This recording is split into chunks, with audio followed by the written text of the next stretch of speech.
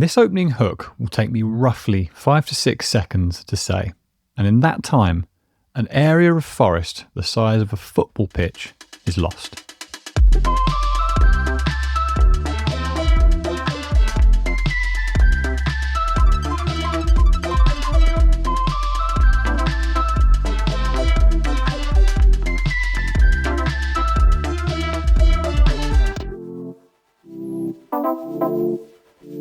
There's a part of content creation that I really dislike. It's the chase for shaping your content around certain rules and patterns that make it algorithmically friendly. One of those really prominent rules at the moment that I learned from Stephen Bartlett is to fight for the first 5 seconds.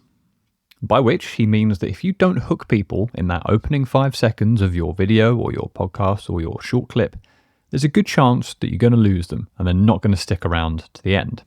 But what I learned today is that there is something much more important happening inside of those 5 seconds. Something elsewhere. Deforestation at a mass scale. Today, I'm joined by Vikram Krishna, a former banker and now founder of Sacred Groves, a platform for securing and protecting forest land across the world. He told me that what he does isn't complicated. He stops trees from getting cut down. Simple, yes, but in practice, very difficult to achieve at scale, but when achieved, incredibly powerful for the planet. But what makes it really special is that Vikram and his team have been able to make these efforts accessible to all of us. So if you're interested in learning how you can literally stop trees from being cut down without leaving your own home, then listen carefully. So during the course of my career journey, I experienced many functions, and one of which was sustainability and corporate responsibility.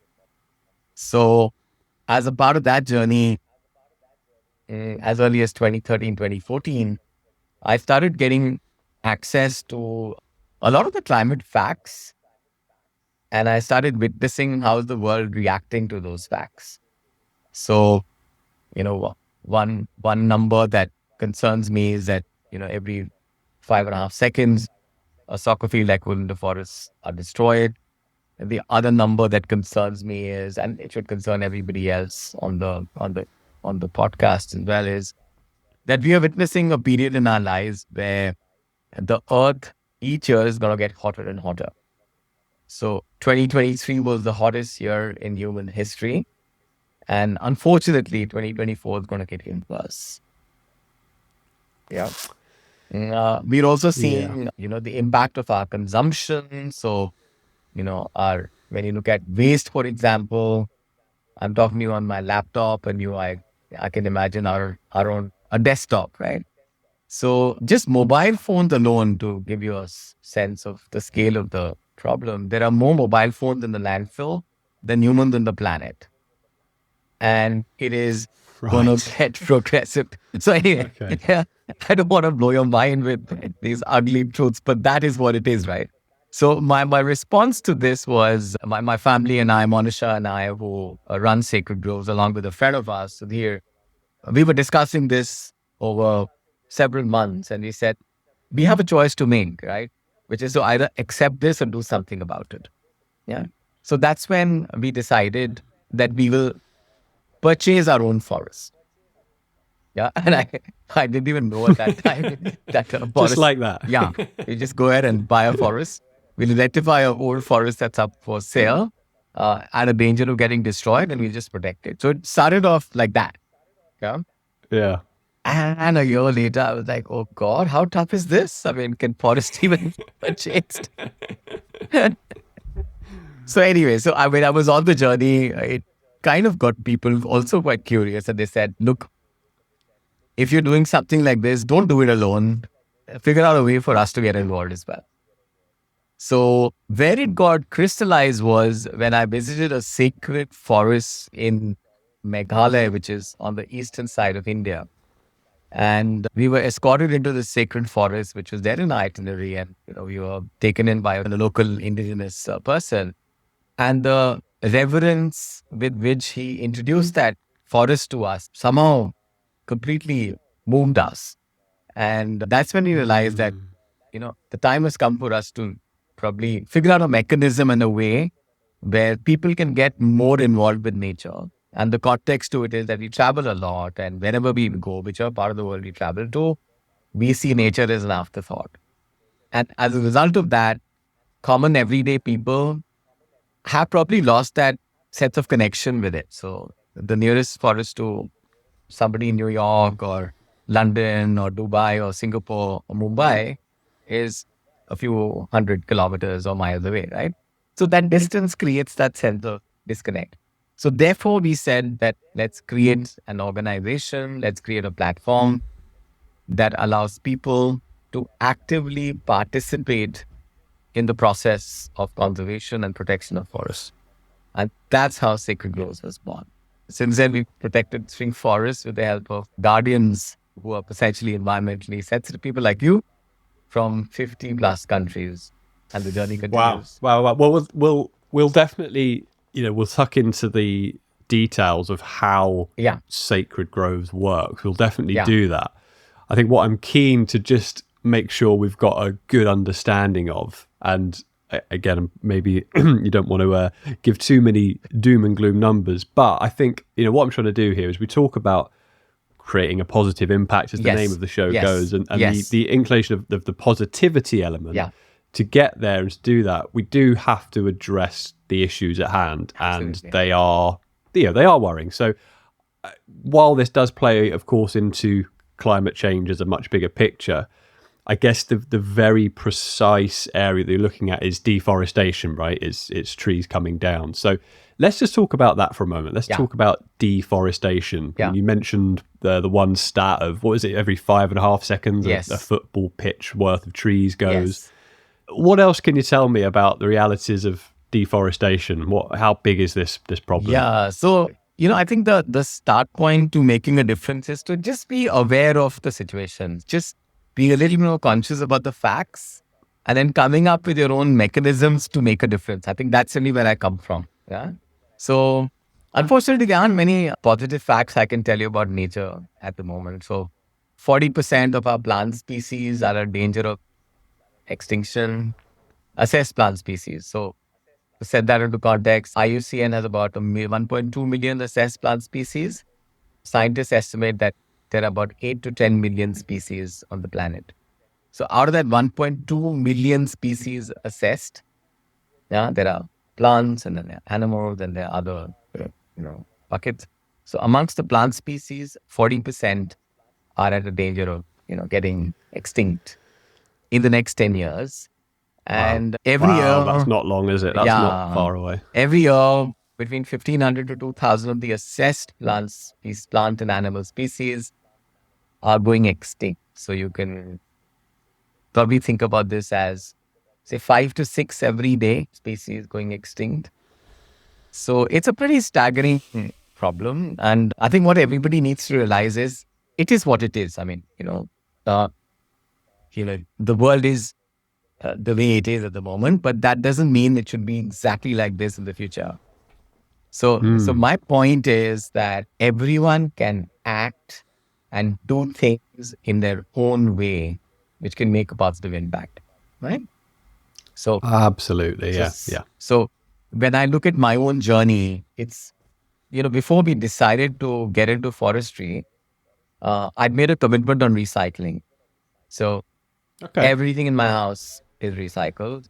Second, whatever we buy, any product we bring into our home has to have like a declared commitment towards sustainability and conservation. So I use whatever limited economics I have, my little purse.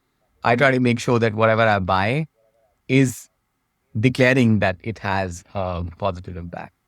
I stay in Dubai. Dubai has a lot of sun. Pretty much through the year. So all our food is on solar. So we solar cook all our food. It's the most inexpensive, the most convenient thing to do. We just lay out the solar cooker in the morning, and in a few hours, our meal is cooked, right? It's as simple as that. It's class 3 physics.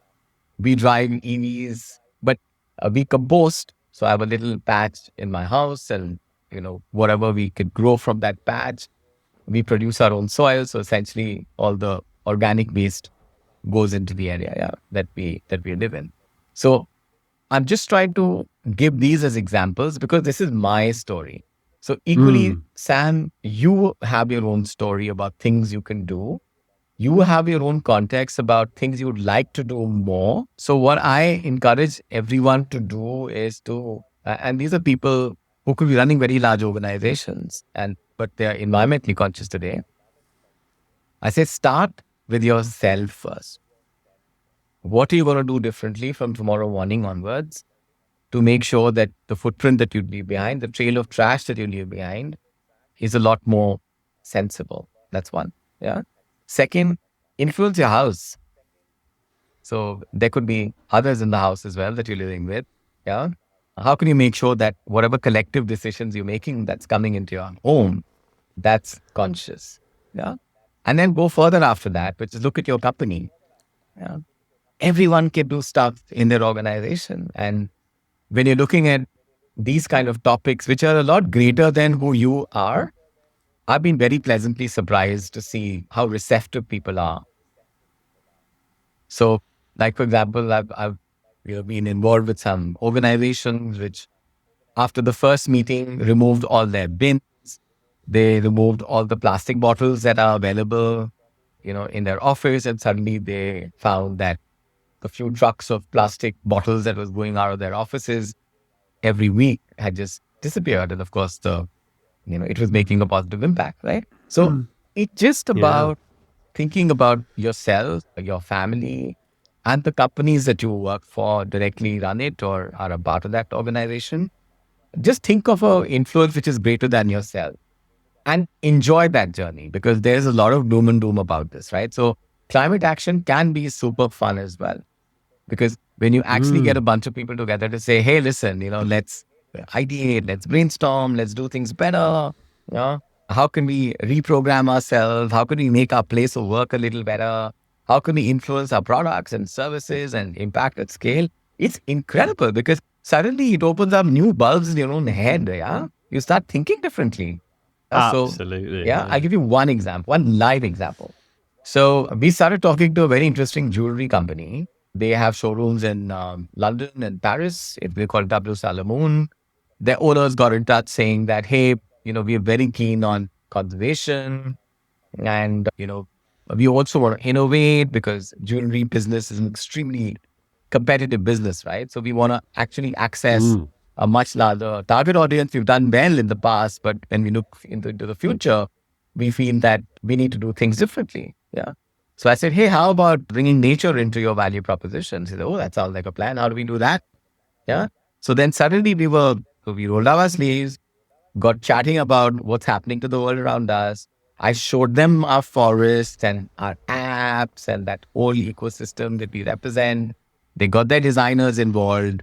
And the next thing I know is they brainstormed internally and they said, can we come up with a whole new range of jewelry, branded forest splendors, where each time a piece of jewelry is purchased from us, it results in the conservation of forests and natural habitats with you. I said, yeah, sounds like a plan. Let's do it. So this was a November conversation. They've just launched in the Paris Fashion Week in January. Wow. Yeah. Wow. So I find it so exciting, so energizing that, people in their own, jewelry and forests and conservation, you can imagine how distant it is, right? But if you have the right intentions in place, you can join the dots together and treasure what you have, right? Absolutely. Yeah. I can see how much you enjoy it as well. I can see in your face right now. And hopefully for everyone listening to this, you can hear it in Vikram's voice, just how excited he gets about this stuff. And you know what? You've absolutely hit the nail on the head and got right to the heart of what this podcast is all about. Is what we really try and do here is break down this big mammoth problem, which seems like it's very much out of our hands and is a future problem, and really bringing it back into our personal lives and looking at all these small ways that we can actually have agency, take some control, get involved, do our bit. Because I think I'd find it very hard to find someone that doesn't want to do their bit. They might not necessarily always know how or go about it the right way. But the intention, I think, for most people is there. They're happy to do their bit. They're even happier to do it when it's pretty frictionless. And like you say, when these decisions are really easy to make. And I think that's where things get interesting, where people like yourselves come along with this really easy opportunity to do something quite big and at scale. Like we'll dig now into Sacred Groves in particular and your methods of doing this. And what we're talking about is buying forest land, right? Now, I wouldn't have a clue how to do that, probably as you did when you started. Okay, so I think where people like you come in and you bridge this gap between a scalable solution that's quite big, but you put that power in the hands of your everyday person that can contribute to that. And I think that's really special. And that's really now what I want to dig into. So let's talk about how Sacred Groves actually work. How on earth do you buy forests? Okay, how does this work? And what does that really mean? What does that look like? Yeah, it was incredibly hard to start with. Yeah, it's probably the hardest thing I've done in my life, but I'm very excited about it to tell you about how it works. Yeah.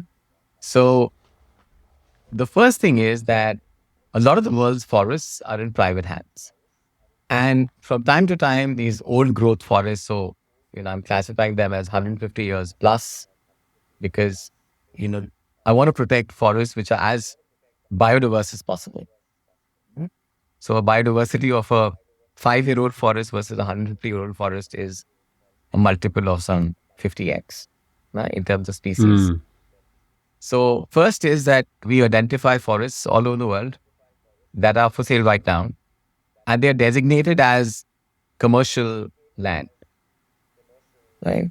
So if it's a commercial land, then I can build a building on it, or I can, create another gorgeous mall that the world needs desperately, and so on. Yeah, I think it. Yeah.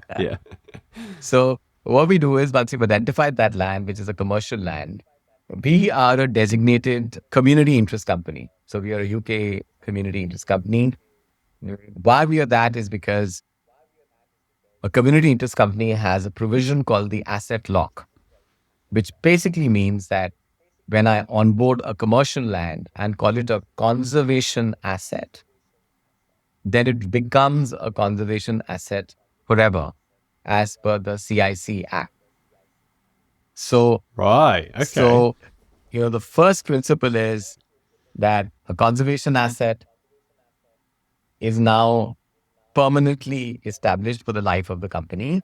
And it also goes to the extent of saying that every year, I have to file a kind of a report, which is called the community interest test with the regulator, which confirms using a third party that the land is conservation land and the forests are flourishing. Yeah. So we make things difficult for ourselves essentially with that. So that's the first thing that we do, right? Which is we look at a whole bunch of land all over the world, commercially available, and we purchase that land. The second thing that we do is we come up with economic models that allow us to maintain this forest as a forest forever. So I'll say it carefully.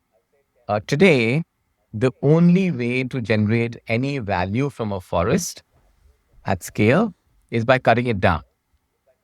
So when you cut it down, you get timber, you get the land available, and so on, right? So our whole thesis is that can we have the forests providing a return that can help its preservation over a long-term period? And if yes, what can those models be? So the first model that we've come up with, which we launched in September 2021, is tokenization. So what we do is that we create conservation tokens called Sacred Grove clusters. This is done with the help of geospatial imaging. And then we divide that whole area up into equal size clusters about the size of your room. That is then a token that is placed on the blockchain. And it's available for £40 for a 10-year period for individuals to protect. There are subscription plans. So individuals can do that and they can scale it up and scale it down as they prefer. So you could do hundreds of tokens a month. If you're a company, you could do a few thousands. Or if you're an individual like you and me, you can do, one Sacred Grove cluster subscribe every month. Right? So essentially what we're doing with tokenization is, as you very rightly said earlier, we're making this huge problem accessible for individuals to influence. That's our first model. Yeah.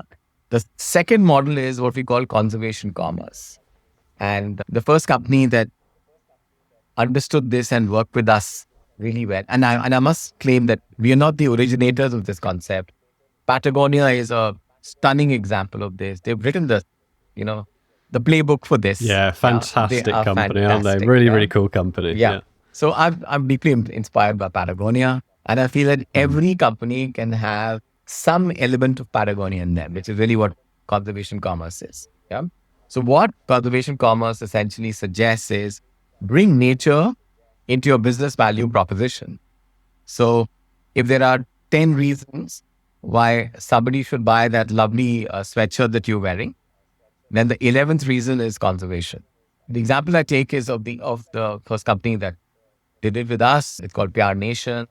They sell art through Instagram and other social channels. They have made a commitment for the past 2 years that for every square feet of art we sell, a square feet of forest is protected with sacred groves. Nice and simple. Everybody understands that. Yeah. Their target audience gets it. So if you have art like this in the background, it's adding value to your room. It has a place in your heart, blah, blah, blah. And more importantly, it's also serving a purpose, which is the protection of nature. So like this, W. Salomon's, the Forest Spenders collection, there are many, many more organizations across different categories, including technology and so on, which are getting involved to make sure that they're able to access a certain conscious consumer, which is a groundswell of, it's a rapidly growing tribe. And a lot of us are demanding organizations to give us that. And we don't want to pay extra. So we believe very strongly that it is the organization's responsibility to make sure that they deliver to me a product and a service, which is delivered to me in a manner which is a little bit friendlier towards the world that I'm living in. So that's conservation commerce for you. The third one, and I'll stop at that, is called junk to jungles. So every organization has a trail of trash, a huge trail of trash. Yeah. So electronic trash in particular is huge. Everybody is now, every organization is digital. So you have your screens, you have your laptops, you have your mobiles, your tablets, printers, wires coming out of every cupboard and so on, right? I'm looking around. There's a fair few in front of me. Yeah. So there was a study done, which I've got access to, that an average household in a developed country has about 28 electronic assets in their house. So when I read the study, I was at a friend's place. I said, let me start counting how many assets you have. So after 35, I stopped counting because it was very a little embarrassing because I probably had another 20 more to count. So he said, you do it in your house. He said, I'm going to come to your house and do the same thing. I said, yeah, I get, we all get the picture, right? So I think I've got 28 in iShop. So the reason why we are keen on this whole junk thing is because mining is one of the major reasons and causes for deforestation. Yeah, cool. I didn't really think about that, but yeah. And when you mine for whatever, copper or coal or iron, and it becomes steel, aluminium, right? Forests are getting destroyed, right? But, today, there is enough and more of these mineral wealth sitting in our cupboards, in our storehouses for organizations, and in landfills. So every city has a landfill problem. So our point is that if you're able to recycle your electronic assets, right, and resell it through our partner network, then whatever residual value is generated. So for example, if your phone is sold and, if it's an oldish phone and you've got, say, 10 pounds from that phone, right? And when you aggregate that at a company level, you have a few thousand such phones, right? So a few tens of thousands of pounds saves 2 to 3 acres of forests from destruction. Yeah. So Right. in any case, an organization getting nothing out of that electronic asset, it was past its useful life. And what we do through the mechanisms that we have constructed in the jungle to jungle model is, if you can resell it, we do, so that, its life cycle gets extended. So, like, for example, your gorgeous earphone, you use for a couple of years and then you pass it on. It still has 8 to 9 years, 10 years left in it. Yeah. But you need to upgrade because technology is upgrading, right? So you need to make sure that as a recording company, you're at the cutting edge of the recording spectrum, because that directly impact the quality of your product. So we come in, take these, get it recycled or resold locally, and the value generated goes into conservation. These are just 3 examples. And every day we're coming up with newer economic models with companies and institutions to explore whatever we can do to generate capital that goes into nature. Wow. So there's loads there I could unpick, and I think the one that interests me personally most, and I know we did speak about this briefly, but the second model there, and this is where things kind of get personal for me and my business that we run, the way we run things. So we run podcast production for other companies, right? And we do certain things we do at the moment, which is on the production end. So a portion of our profits, they go towards funding impact projects. Yeah. The idea I'm coming up with at the moment, which is still got to work out all the mechanics of it, and I know that you're going to be able to help me do that, and I'm really excited about it, is making it on the other end, on the download end. So at the moment podcasts, the way they're consumed, we count them as downloads, but you could think about any content in a similar way. So, social media, there's content, we scroll through it, but it's very disposable. Once it's kind of done its thing, that's it, it's gone. And I envisage a world where actually content, videos, podcasts can be worth way more than that. I think the very consumption of them can contribute, and there is a value there. And so I'm trying to work towards this system of downloads, that every time a podcast is heard and downloaded, that immediately, without the listener doing anything, goes towards conservation, planting trees, capturing carbon, all these different projects. And that's just to kind of give our listeners some idea of what I'm working towards. And what I want to put to you is, and unpick a little bit more, is at the moment what we are doing is funding quite a bit of tree planting. And what you guys do isn't that, it's conserving the trees we already have. So I'm hoping you can just help me break down the differences of those two things, why one works over the other, just the comparison between those two solutions. Yeah. So we are not competing against tree planting at all. It's the world that I represent of nature and conservation is an and one. It's a plus world, right? So I believe some good work is happening in planting trees, and more of that should happen. Yeah. And anyone who can plant more trees, just go ahead, do it. Just make sure that the organizations that you're doing that work with know what they're doing, do some due diligence on them, and make sure that the reporting is simple and transparent and traceable. So ask a few questions, satisfy yourself, and by all means, make sure that if you can plant more trees, please go ahead and do that. Yeah.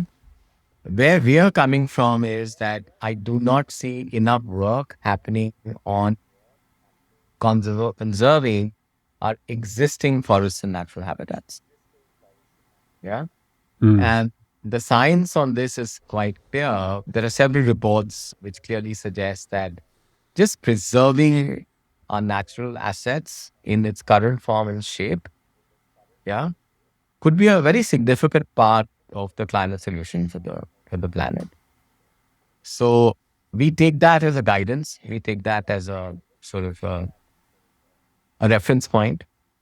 And when we see what's happening across the world, a lot of good work is happening by governments on this, right? But Okay. but governments need to be supported. There is Mm. supporting a forest is a cost center today. So when you look at any government, they have a mixing deck of priorities, right? They have schools to build, they have infrastructure to protect, they have healthcare to invest in, yeah. And then they also have these forests which they recognize require to be protected, right? And they also recognize the fact that for it to be protected, they need to have more resources so that they can create a governance framework around it, which is effective and, forests remain in their pristine form. So the governments are struggling with it because it's the cost center. So our sort of submission to individuals and companies is don't sit on the sidelines, right? Support your governments for what they're doing, encourage them, and you can encourage them in various ways. One is vote for governments that have a plan for it, that we will do whatever we can to protect what we have and grow these resources as well. Second is make your wallet work. Yeah. So if you have to buy that T-shirt, which I'm sure you do, just make sure that T-shirt is doing some good for the planet as well, right? So it's from a brand that is using materials in a certain way. It is making some commitments towards conservation. It could be either planting more trees or protecting forests and natural habitats with us or whoever else they are convinced with. Yeah.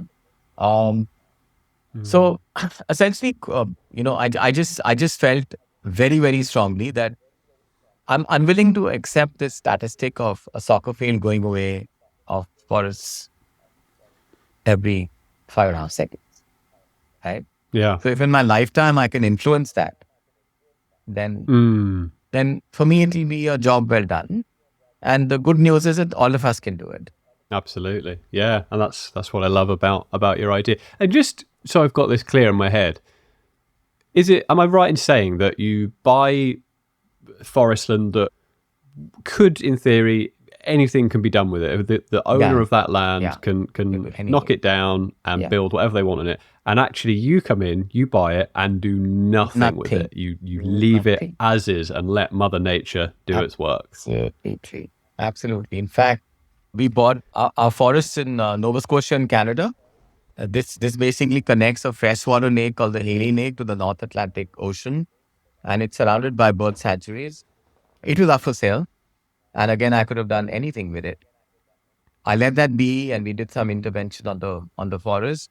In December, we were approached by the Canadian authorities asking us if we would be interested in expansion of those bird sanctuaries around, and it can, Wow. our area can be included in that area as well. I said, well, absolutely. I mean, that's a big validation for us that whatever we're doing, and equally in Wales, for example, when we have these old oak wood, they're not that old. They're just about 150, 200 years old. I mean, if you look at the history of oak in England, an oak could be 800, 1,000 years.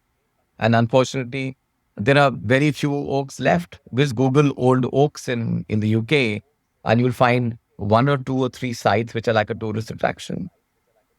So why should that be the case, right? We should do what we need to do to ensure that these treasures, these natural treasures, withstand the test of time. So I'm also very influenced by an important concept called intergenerational equity.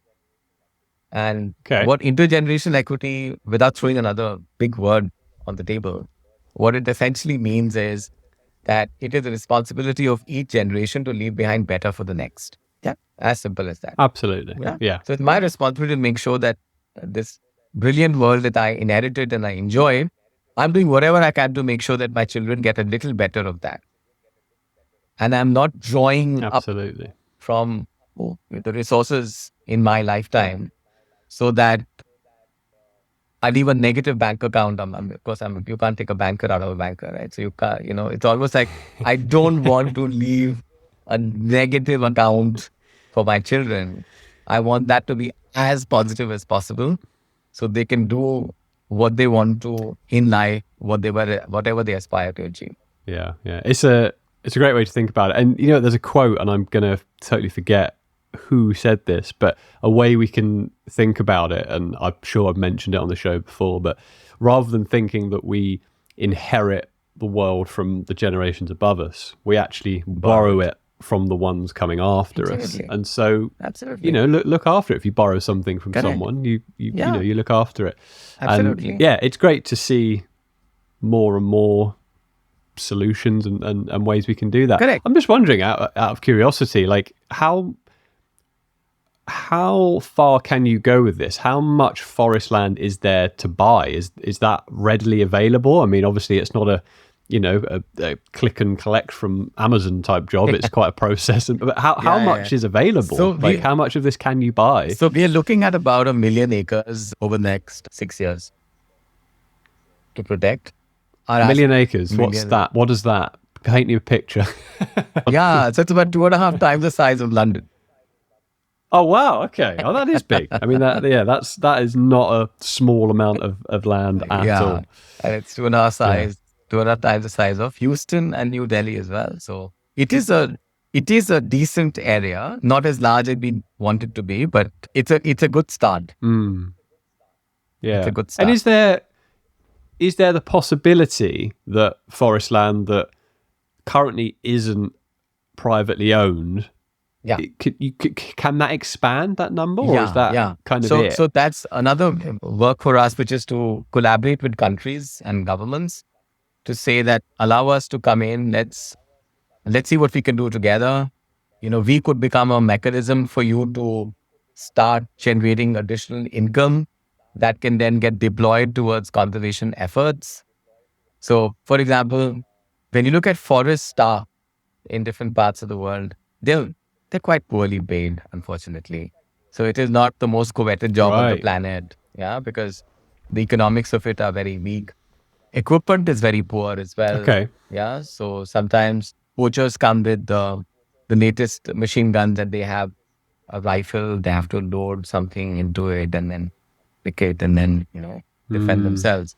So, or they don't have, satellite imagery based monitoring, they don't have drones.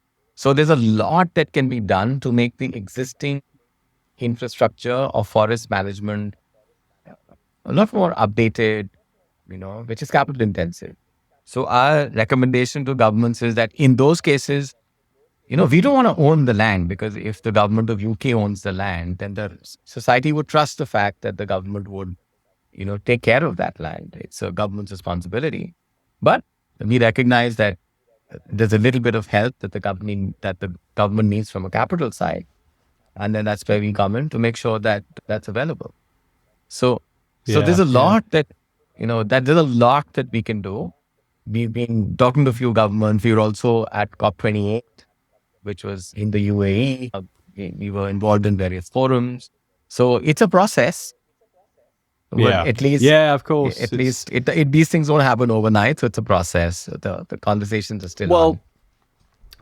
Yeah, exactly that. It kind of brings me on to my next point, which is I want to ask you, and this maybe is impatient of me, but what I'm wondering is, because this is still fairly early days, but so have you yet seen any, like, the tangible benefits of keeping these forest land as is, preserving it, letting Mother Nature do its work? Are we seeing yet, species coming back, or I suppose not going extinct? Are we seeing an increase in biodiversity, or is it just a little bit too early days and that is all yet to come?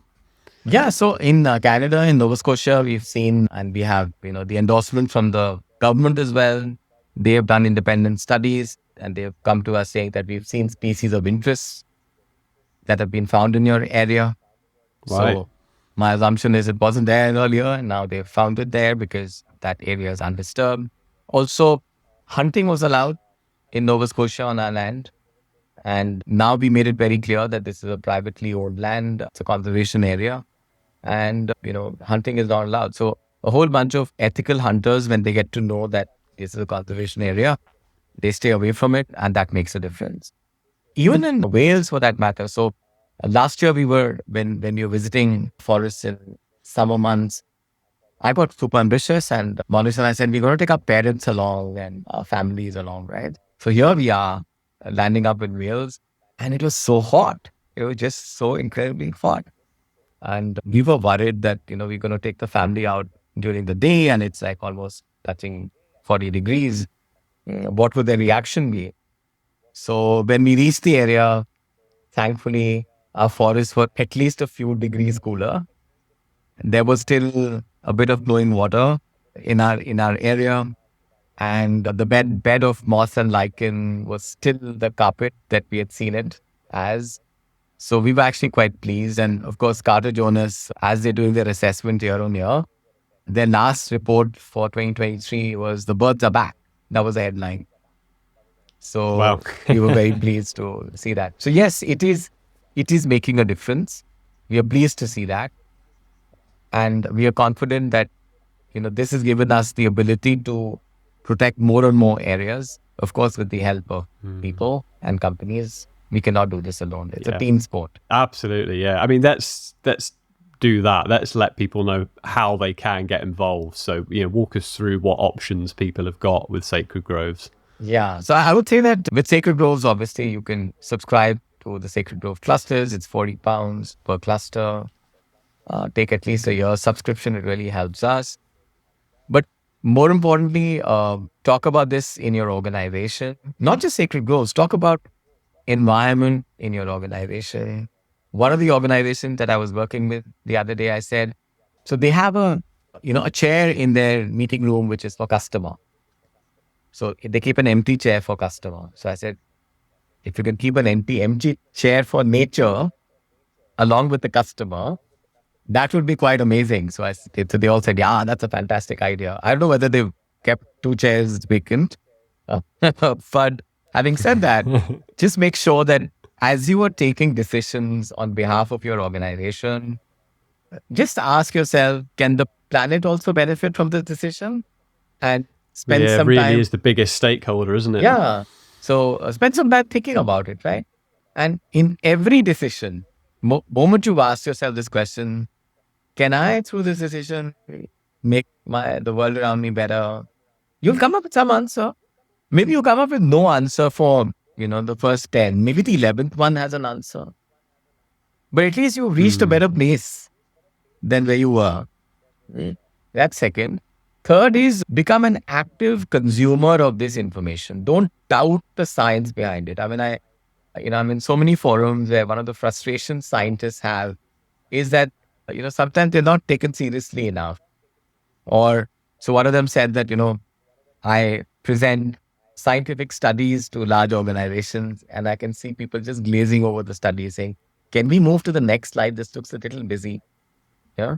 So consume that information, seek out that information and then just see how you can, influence some action around you with that information. Like, I mean, things like,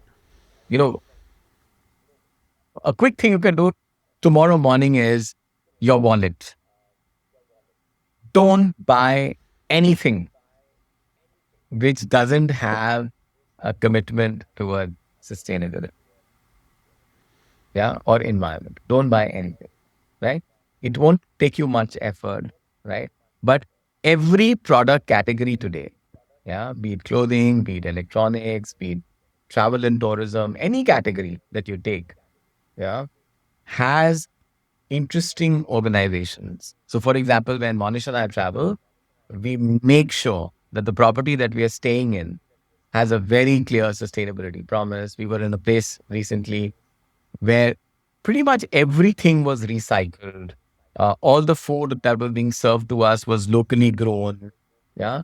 All the employees of that hotel chain or that hotel were from that area within 50 square kilometers. Yeah. And, the way I can make a difference is to make sure that that room night that I paid for, I gave them my business rather than giving my business to another hotel, which probably was equally good and met my needs, but didn't have that strong a commitment towards the environment. Yeah. This idea of voting with our wallets is something that keeps coming up actually. And in my previous episode with Rafi Shire from Prevented Ocean Plastics, this was his really big thing. That the solutions to so many of these problems lie in the demand side, and us as consumers have so much power and agency. And, if we let market forces do their thing, and if we don't buy stuff on this basis, people will stop selling it, and these big companies will stop selling it. And actually, he said something to me which I didn't really expect, which is when we talk about demanding more of our organizations, and I mean, the context we used was supermarkets because we all use them every day. That's very relatable. We talked about how, if you were to buy, you got a product on the shelf, one's wrapped in plastic, the other one is wrapped in prevented ocean plastic. So it's been recycled. Okay. If you make the decision to go for the recycled ocean plastic, you've made a kind of a signal there, right? But he went further and said the problem with that is it's not entirely clear to the supermarket if you've bought it for that reason, or maybe there was a price difference, or maybe you didn't even really notice, or it's not entirely clear what the buying signal is. But what they do pay very close attention to is what you actually say to them. If you go out of your way to email them, write them a letter, chat to them on their socials, they do actually listen to that stuff, and they make very big decisions based on a surprisingly small amount of input. He talks to these companies all the time. He said, look, we sometimes get screenshots and grabs of 2 or 3 testimonials, and that proves a point, and they act on it. 2 or 3 for a huge company. Yeah. That's kind of crazy to me. Yeah. Like that. Yeah. That really blew my mind. And I think it just speaks to how much agency we do surprisingly have. I think you'd be amazed as a consumer how much power you've got. I mean, your Instagram post can change the world, Seriously. If you've thought of something for an organization to do, many a times, you're absolutely right. We make the mistake of internalizing something, saying, why is that company not doing it? And sometimes they're just not even aware they're blind spots. Because they've been running that supermarket for the past 50 years, right? So everybody sees that supermarket in their organization a certain way. And when you come in and say, hey, listen, I spotted this, and maybe you can do it differently, then and you review it and you say, yeah, why not? Absolutely. But in this, what is most important is being genuine and truthful. So I won't name and shame, but I'll give you 2 examples of this. So there's a very big retail chain, which has unmasked the country as well. So a very big retail chain. On their show windows is their sustainability promise and their commitment to the planet, and et cetera, et cetera. When you go inside, on their shelves was bananas peeled, cut into bits, wrapped in plastic, with an expiry date on it. Right. So I was with their team, and I said, why on earth do you have a product like this? Yeah. So what did they say? Good point. Good question. We'll figure out. It was a blinder to them. I said, why do you have this product? Right? I mean, a banana in its own natural peel doesn't require any packaging. So this is one example. Okay. The second example is the technology companies that we all love. So our apps are in the App Store. They're listed as lifestyle apps because there's nothing called environment conservation in the App Store as a category. Wow. Okay. Yeah. That's interesting. Didn't know that. So, and we've written to our favorite organizations as well about it. I hope they do something to it.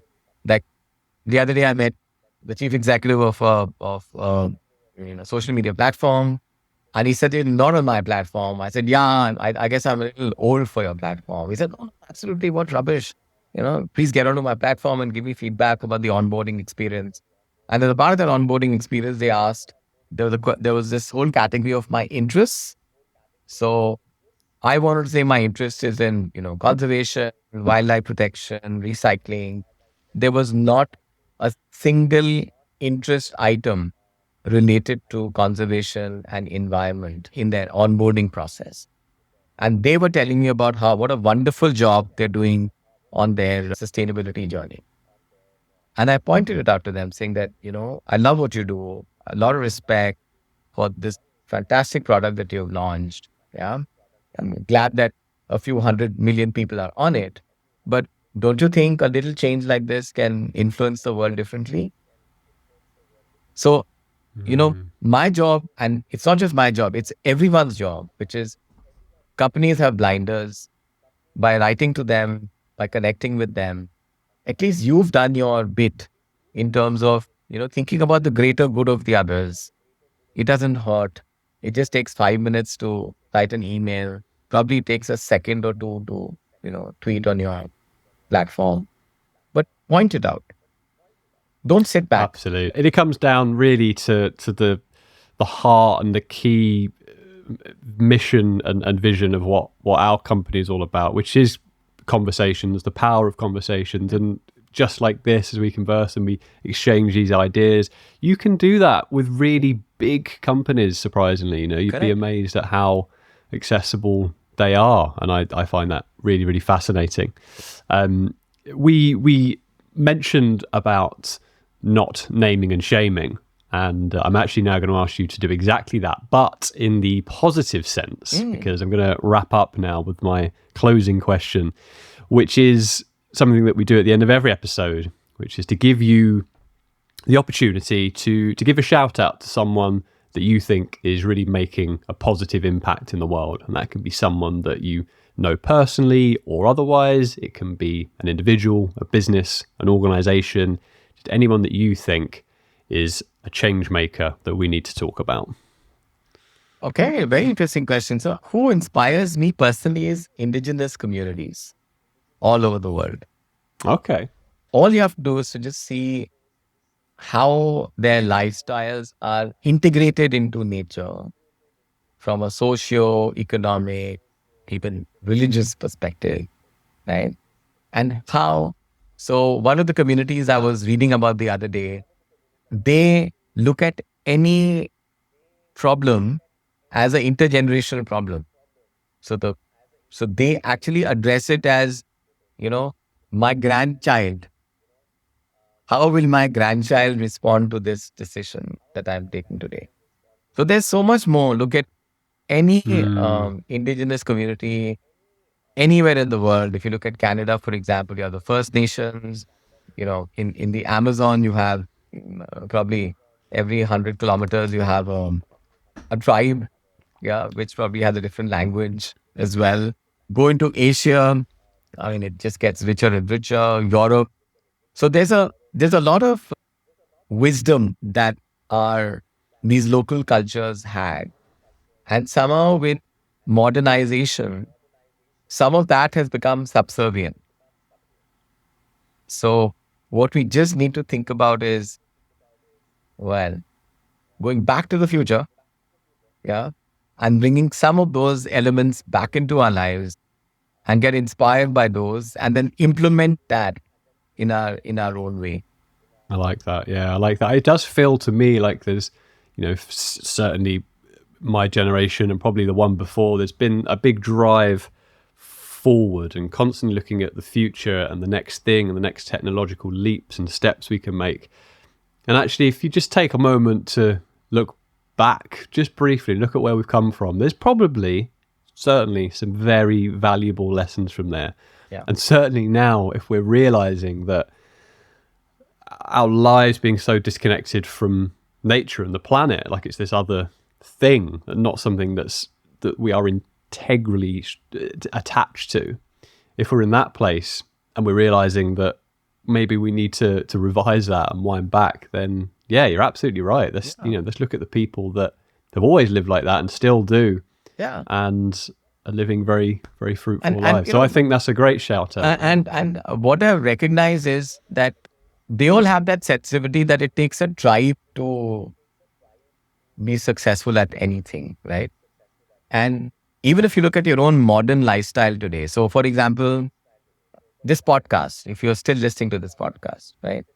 There's a whole tribe of people behind this, a tribe of industries behind this, right?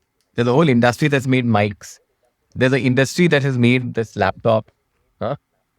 It can go on and on, right? So this conversation that you and I are having, there are probably 5 billion people behind this in one way or the other, or even more.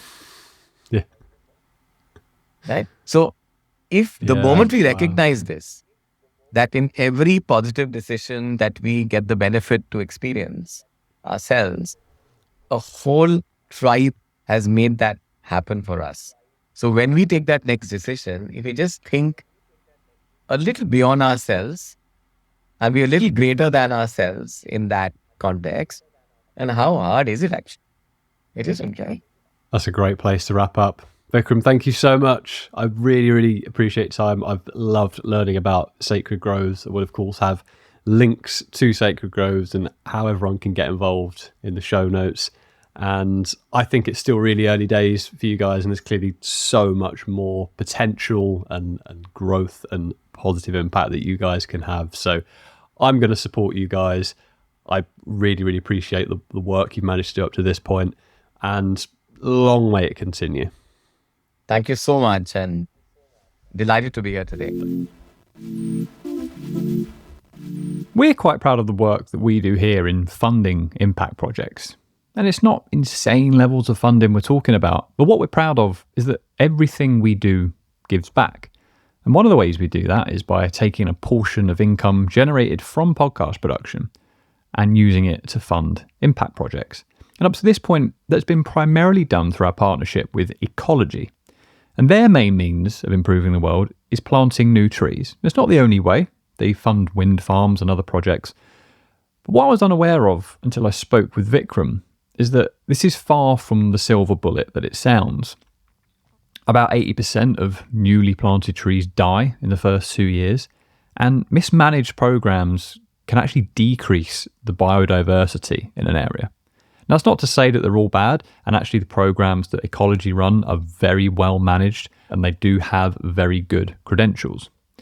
And as Vikram says, this is very much an and problem. It is one of the solutions. But Vikram said something to me after we stopped recording that really stuck with me. He said, imagine you have a swimming pool with a hole in the bottom and the water is gushing out. Now you could keep pouring more water in to keep the level up, but you haven't solved the problem. What you could do is plug the hole. And in this context, he means we can plug the gap in deforestation by protecting the trees we already have, rather than only continuing to plant more new ones. I love solutions like this, ones that put real power into the hands of individuals that care to use it, people like you and I. So if contributing to conservation of trees is something you care about, but had no idea how to get involved with, well, now you do. Sacred Groves is a great, innovative and easy to use way of doing just that.